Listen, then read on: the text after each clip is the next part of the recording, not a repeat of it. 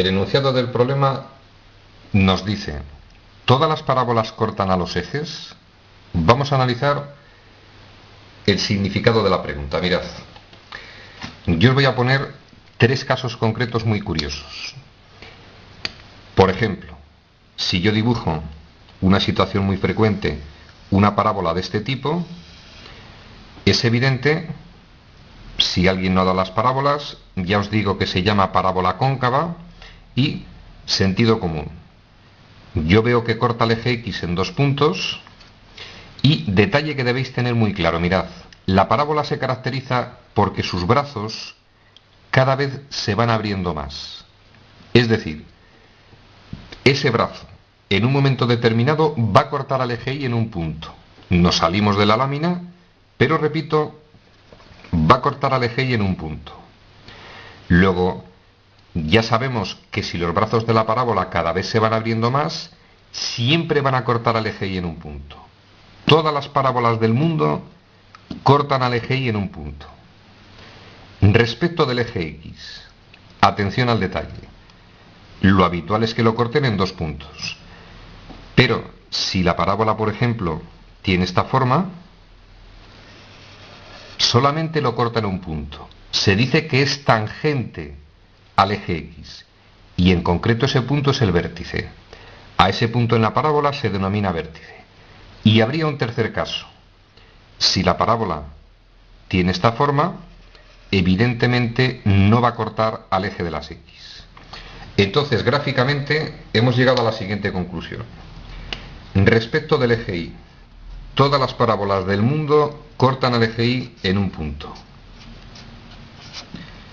Vuelvo a repetir, en este caso también está claro, ese es el punto donde corta, y en este caso se va abriendo cada vez más, va a llegar un momento en que corta el eje Y.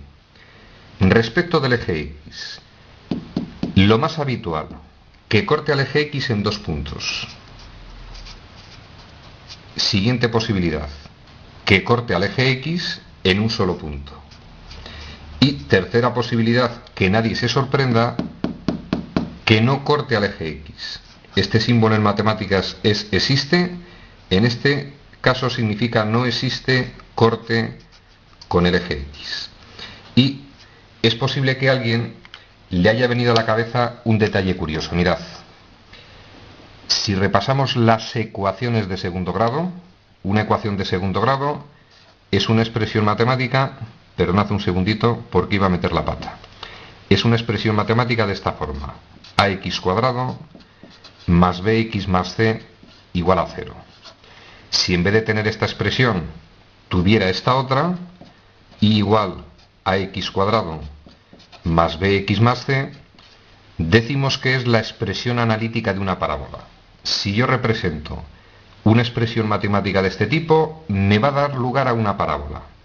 Y vamos a recordar, las ecuaciones de segundo grado podían tener 2 soluciones, una única solución, el famoso caso en el que el discriminante valía 0, se llama raíz doble, y podían no tener solución. 3 posibilidades. Relación matemática entre las soluciones de una ecuación de segundo grado y esto que estamos haciendo. Mirad, cuando una parábola o cualquier función del mundo, pero en este caso estamos hablando de la parábola, cuando una parábola corte al eje X, sea el punto que sea, en esos puntos la y siempre vale 0.